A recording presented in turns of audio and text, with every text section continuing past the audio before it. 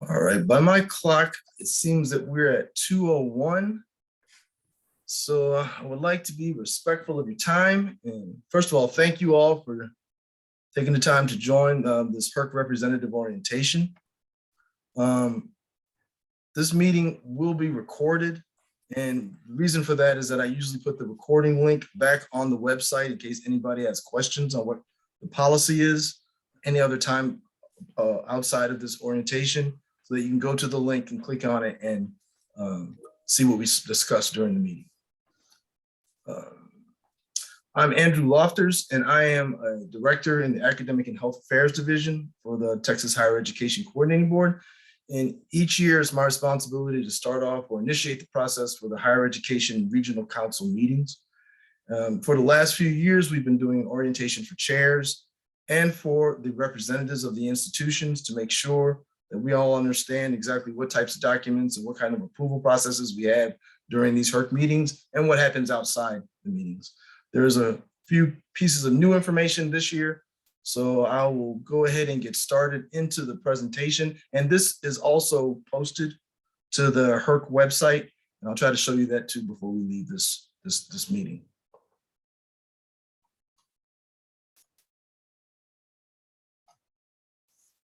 Now, first of all, does everybody see my PowerPoint? If you can't, just give me a thumbs up if you or a nod, and I'm good. All right, thank you.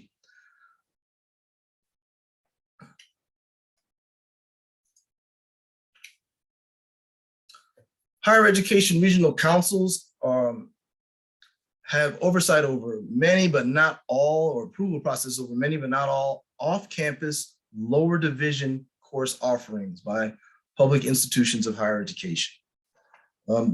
Privates are able to join the meetings, private schools. However, they're not required to have the instructional plans submitted, but they are open, to join the meetings if they would so choose. There are 10 higher education regional councils that correspond to the uniform service regions that are established in statute by the coordinating board. And they consist of universities, community colleges, technical colleges, and Lamar State colleges within that region. The membership of each council is comprised of the presidents or designated representatives of each of the participating public and independent institutions within the region. A council chair is elected by the members, and the term of the chair is also determined by the members. Some of your councils, regional councils, have an actual term limit or even a succession plan in place, so that one institution takes over after one, each year. So it rotates over time. Regional council expected to meet annually each spring to perform their duties. Any business that arises outside of this spring meeting period can be handled electronically or at the discretion of the chair, how the chair would like to handle those submissions outside of the spring meeting time. And it's the responsibility of the chair to inform the members of the meeting time and location of the spring meeting council meeting. Inside the documentation, or we call it the Gov delivery, the memo was sent to all the institutions announcing the initiation of the HERC spring meeting. It was asking each institution to provide the name of their representative and their contact information to their regional council chair. And on that Gov delivery document or the memo, there was also a link to the document that has the chair's contact information and the member institutions for each region. So if you haven't done so yet, please make sure that you submit your name, if you're the representative, to your regional council chair so they know who they would be sending out the information about the new meeting for the spring. The responsibilities of the HERC are to review the proposed off-campus lower division, that's a big one, off-campus lower division course and program offerings of each member public institution as presented in their off-campus instruction plans. And I'll go over that document during this meeting. To resolve any disputes associated with the proposed off-campus lower division course offerings, excluding dual credit. And there are a couple other exceptions that I will go over at the end, towards the end of the presentation. And to study cooperatively the various methods of providing lower division off-campus instruction and promoting the use of those methods will support quality and promise the most effective and efficient use of state resources.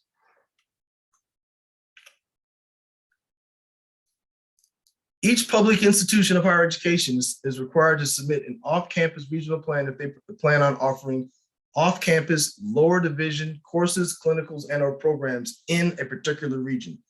If you are planning on offering a course or program in another HERC, another higher education regional council, you need to provide that information to that council as well. If you're doing higher education, if you're doing off-campus lower division offerings within your own region, you need to provide it to your HERC as well. So it depends on where you're providing the course or program, determines where that you will need to submit your off-campus instruction plan. The plan, which is also, I attached to the memo that was sent out to all the institutions announcing the initiation of the spring meeting season, as well as on their HERC website, which I'm gonna try to show you before we leave. There's a link to a Word document of the off-campus instruction plan, as well as an Excel document. So because last year, institutions were saying they'd like to have an Excel document. It's easier to spread out and add as many lines as you like. So both are posted to their HERC website for your access and for your use. There's two sides to the form. One of them is for courses and one of them is for programs. This particular one here, this is for the program side. So what you do is you list the programs that require approval and on the top part, and the programs that require just notification on the bottom. And I'll go over each one of which ones require approval and which ones require notification. If you notice on the form, you have to tell what's the name of the program, your SIP number, the degree designation, whether it's dual credit, lower division, or non-credit course, whether it's new or continuing offering. The delivery type is face-to-face, electronic to group, or if they're clinical. And the geographically responsible region is the region in which the service area of the community college, that off-campus location, where it's located. And what type of agreement you have in place. If it's dual credit, I have an MOU with this district, or I have an agreement with a city to offer this particular program at this particular location.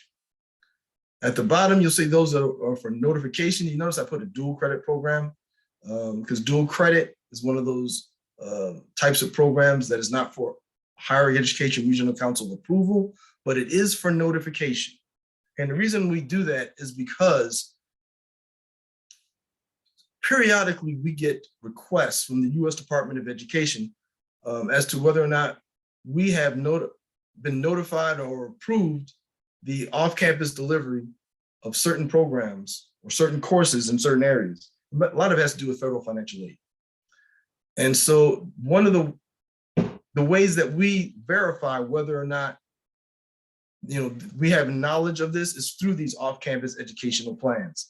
The U.S. Department of Education doesn't really care whether or not we consider it something that's just notification or something that needs an approval. They just want to know, do we have knowledge of it there, and that we can verify that we have knowledge that it's being offered in that location. And I think the rest of that for the bottom for notification is pretty much self-explanatory. It's the same type of information you put in for the approval part at the top. The same type of information we have for courses. If you're just offering a course that is not a part of an entire program, you list those on this page of the off-campus instruction plan. The top ones are for those that require approval. The bottom, again, are those that just require notification. Once again, dual credit is one type of notification. There are some types of exceptions that I'm going to go over later on that don't require approval because of the type of offering it is, but do require notification, and you would place them on here.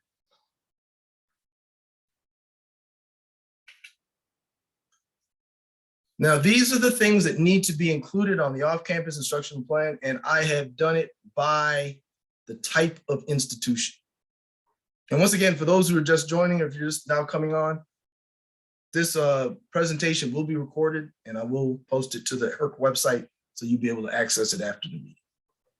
So for community colleges, in service area, dual credit, clinical, and if you notice, I now underline employer exceptions, require notification, out of service area require approval. All right, this employer, I'll go over what that means when I get towards the end of the presentation. So lower division formula funded credit and non-credit courses, including dual credit and clinicals that are offered off-campus face-to-face and are electronic groups in Texas, both within and outside their service areas. So that you put it on your plan, but the ones that are in your service area, dual credit, or now clinical or an employer exceptions, those will be in the part that's for notification. All other ones you put on the top for approval. All right. All lower division workforce credit and continuing education courses, including dual credit and clinicals that are offered off-campus, face-to-face, and electronic to groups in Texas, both within and outside the service area.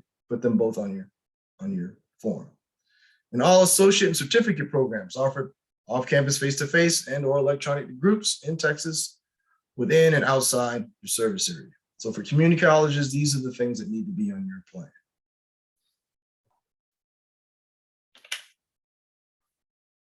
For technical colleges and Lamar two-year institutions, lower division formula funded credit and non-credit courses, including dual credit and clinicals that are offered off-campus, face-to-face, and electronic to groups in Texas, because you have a statewide service region. And the same for associate and certificate programs, often off-campus, face-to-face, and electronic to groups in Texas.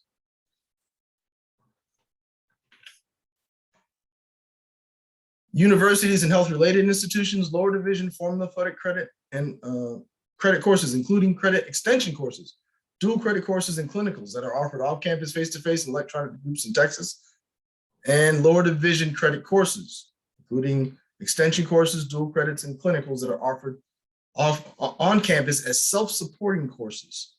Those are courses that the institution has said that they are not receiving formula funding for. That's what self-supporting is.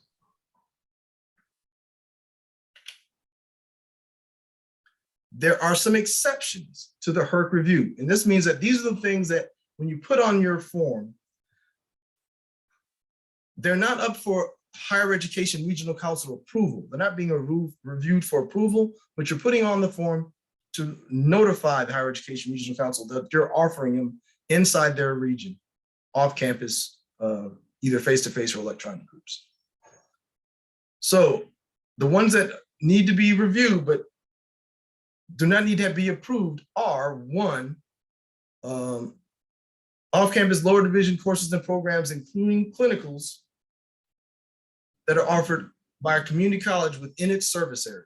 So if you have a community college, you're offering an off-campus program or course inside your service area.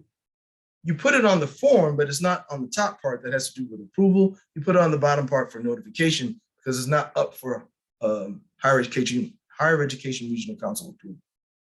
And then off-campus lower division dual credit courses offered by a community college, university, health-related institution, public technical college, or Lamar State College that have been requested by a school district and or high school. Dual credit are not for Higher Education Regional Council approval. They're for notification. You put it on the bottom form.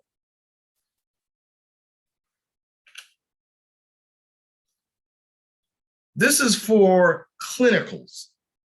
These are for lower division clinicals, lower division off-campus clinicals. They are not for higher education. They're usually, if they're outside, for university, if they're out of their off their campus, or for community colleges outside their service area, they're up for approval normally. With exception for this: if a student who's enrolled in the clinical is employed at the facility where the clinical's being offered. That's number one. Number two, the clinical provides the institution of higher education offering the course a written verification that there will be no reduction in the number of clinical opportunities available for use by area institutions. So if I'm on the facility is saying that I know that I'm allowing the student that's coming from another service area, somewhere else outside our HERC, I'm not going to reduce or restrict the number of spots, clinical spots for those in our area. I'll still have those available. Then the institution of higher education offering the course shall notify the appropriate regional councils with the written verification from the clinical facility.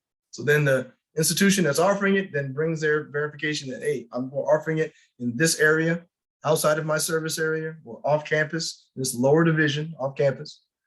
And I have verification from the facility that they're not going to restrict the offerings they have for their local students. Now, this one is new. This happened during last session, the 87th Texas Legislature regular session. It was the passage of House Bill 4361. I believe it was by Representative Rainey. This is one where an employer has requested that a particular type of program be offered at a site within a HERC that's off campus, all right? So they would usually be up for approval unless these conditions are met. One, the employer provides written documentation to the council that it solicited an agreement with a public institution of higher education within the Uniform Service Region or within that HERC to offer a workforce education or lower division programs. And I want to say that in the statute, it does say programs. It doesn't say courses, programs at a site requested by the employer. So the employer comes in, I want to offer a certain program at a site, and I'm requesting it by an institution of higher education. Number two, the employer of the public institution of higher education initially solicited by the employer. So when that employer comes in and solicits an institution of higher education to offer this particular program at a site, they have to provide the regional council written documentation that an agreement that meets the employer's specifications to offer the workforce education or lower division programs at the site requested by the employer was not finalized within 6 weeks after the employer's initial solicitation. All right. Then once that has happened, the employer requests this particular program at a site, they try to have an agreement with a local institution. Within 6 weeks, they do not come up with an agreement that meets the employer's specifications. Then the institution of the employer can then select another institution of higher education to offer that similar program at that site without higher education regional council approval. So once again, the employer comes in, they want to offer a particular program, lower division, workforce or academic program at a particular site. They try to work it out with the institution that's in that area. If they don't within that 6 week time frame, they can then look for another institution to offer the similar program at the site, and then it won't go through the HERC for approval. It'll just be for notification. They put on the bottom for that program side of the form for notification.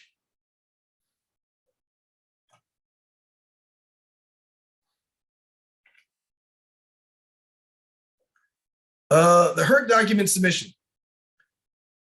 There's two places where HERC information is submitted. This is after your meeting is done, you've supplied all your instructional plans, the meeting is concluded. There's two. One of them is the THECB document submission portal, and the link is up there. It's up to the chair on how they want these things submitted.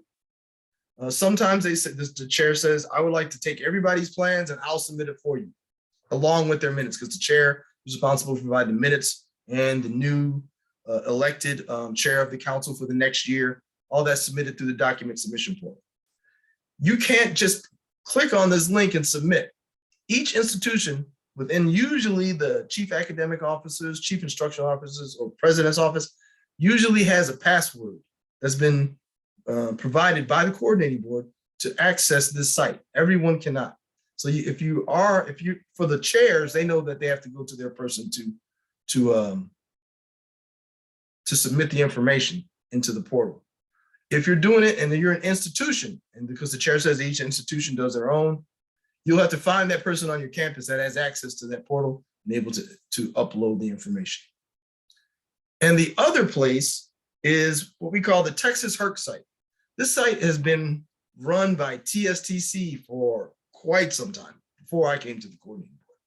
And it is a place where you can see year after year submissions that have been made of the instructional plans by institutions by region.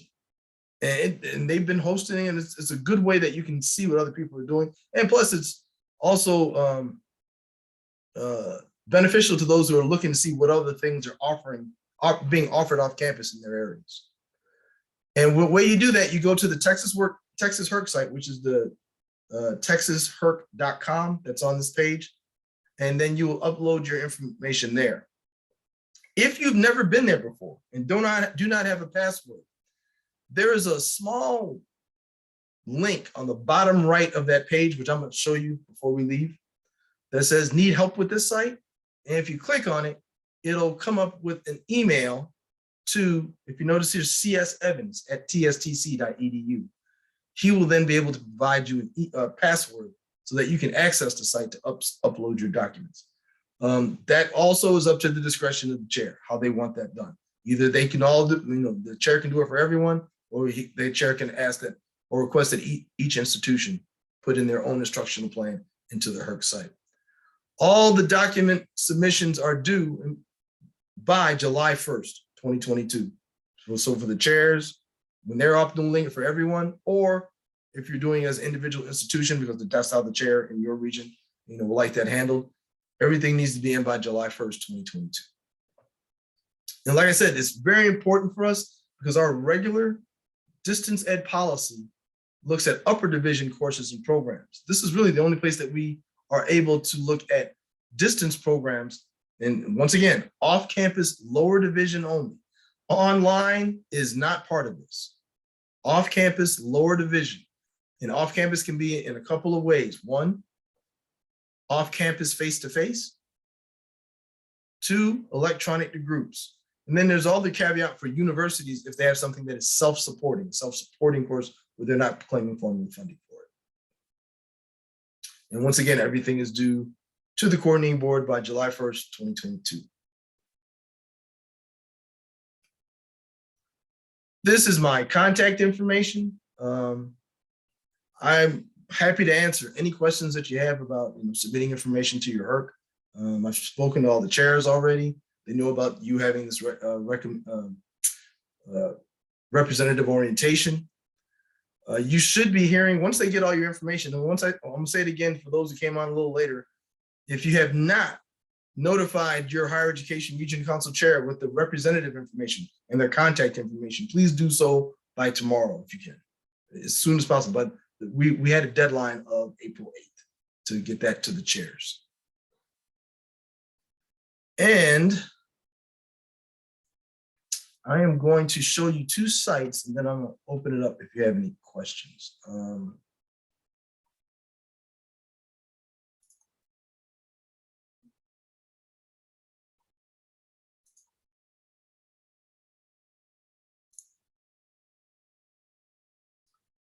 All right, if somebody give me a nod, if you see this and it's the Higher Education Regional Council website page, if that's okay, give me a nod or a thumbs up and I'm, all right. So the Higher Education Regional Council page is right here. From this link, you'll be able to get the membership roster and the contact list for the chairs. I also provided it with the gov delivery document that was sent out. Also below it, you have the instructional plans in both Word and Excel versions. And also we have here the link to the Texas HERC site, which I'll show it to you.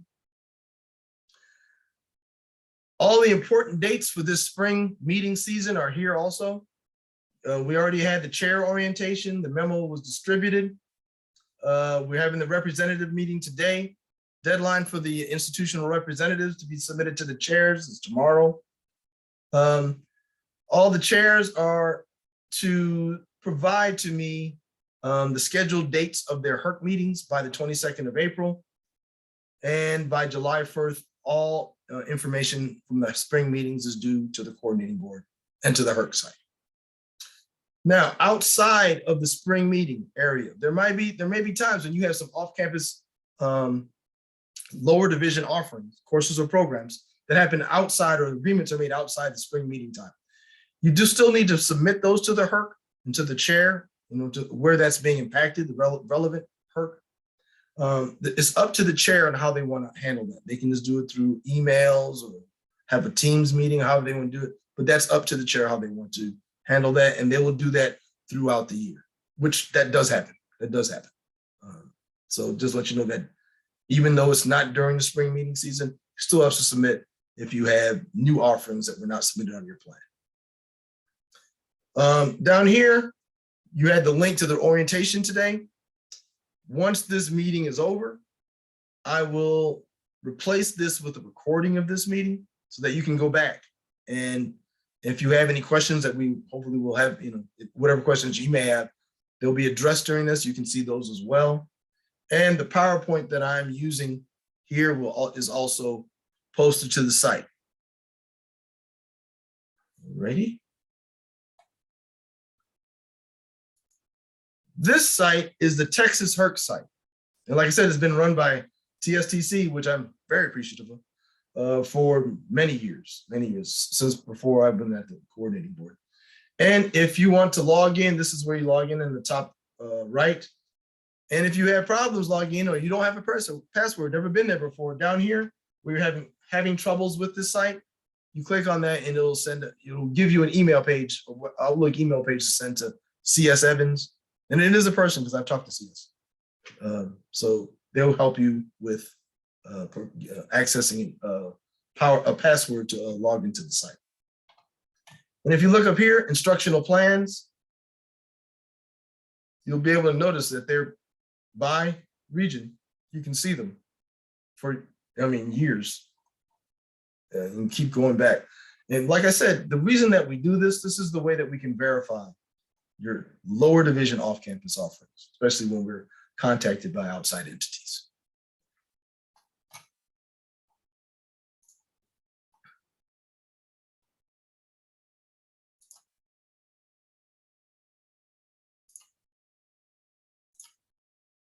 Alrighty, and do we have any questions? Let's see, I wanted to have it through chat if we could. See if I can get it. But if not, I think you have the ability to speak. So are there any questions for me on this higher education regional council process? I have a question. This is Carrie Dixon from Texas Tech University Health Sciences Center. Can everybody hear me? Yes, ma'am. Okay. All right. So based on everything that you've said and shown us, if our institution offers no lower division coursework, this is not applicable to us, and we don't have any involvement in HERCs. Is that correct? Well, here's what I told. I had the same question this week. So for an institution that was just upper division, let's give you an example. My recommendation is just that you can submit to the HERC. We have no lower division off-campus offerings, and submit that, and you're fine. I think that it would be good for you to be part of the higher education regional council meetings, because then you can see what's going on as far as lower division offerings. But as far as your plan, you have nothing to submit. If you do no lower division off campus, no dual credit off campus, and these things, you don't have anything to submit. Okay, great. Thank you. Mm-hmm.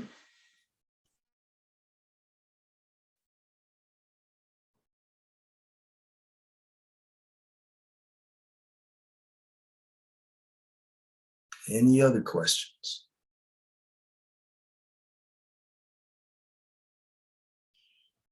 Chat.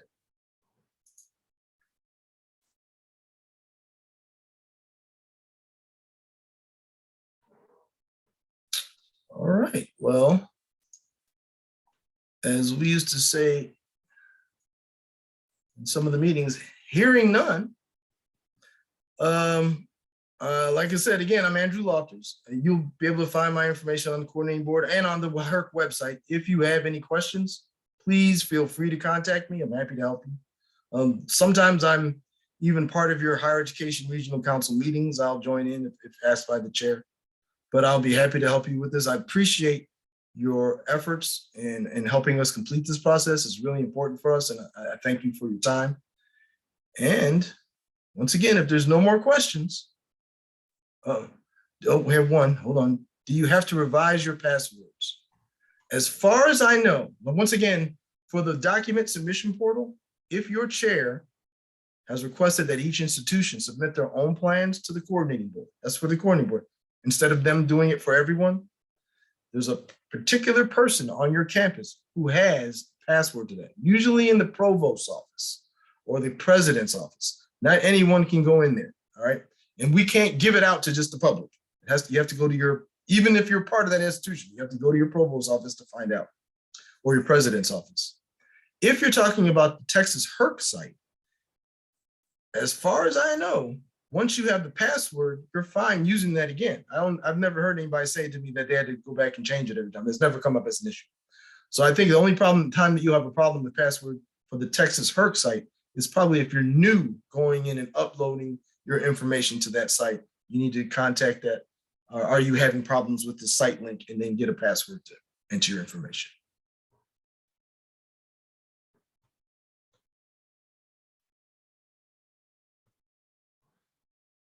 Not quite sure. Oh, okay. Waiting for the reset. Any other questions? Okay, well, in the time of the electronic world, I'm going to give you some time back. How about that?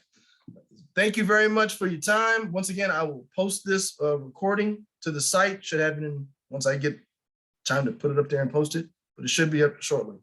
And once again, if you have any questions, feel free to contact me. Thank you all. I appreciate your time.